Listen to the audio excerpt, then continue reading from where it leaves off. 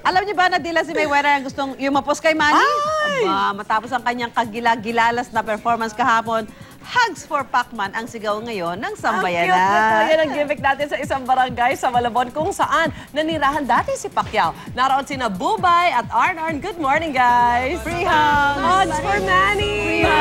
Free hugs! Pacman pa rin!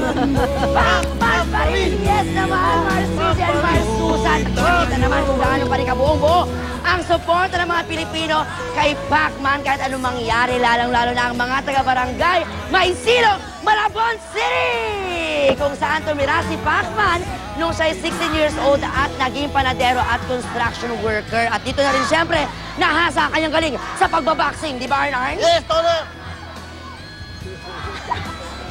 Ayan, at siyempre, dahil napakaswerte ninyo mga kapuso, live na live all the way from Las Vegas, pumunta dito ang pambansa kamao, Manny Pacquiao! Eto na siya!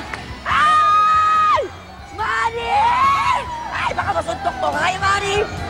Ayan, ano naman ang iyong mensahe, Pacman, sa lahat ng sumuporta sa'yo sa iyong laban? I thought I won the fight and he do nothing. Parang may jet lag pa itong si Manny Pacquiao. Anyway, sikat na sikat kayo mga kapuso ang hashtag Hugs for Manny sa social media. Kaya naman dito ngayon, igagawin natin yan ng personal pag. Ayan, hug na kay Pacquiao. Pacman pa rin! At syempre, habang hinahug siya, kausapin natin, okay?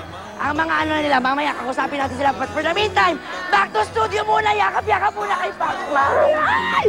Hugs for Pacquiao!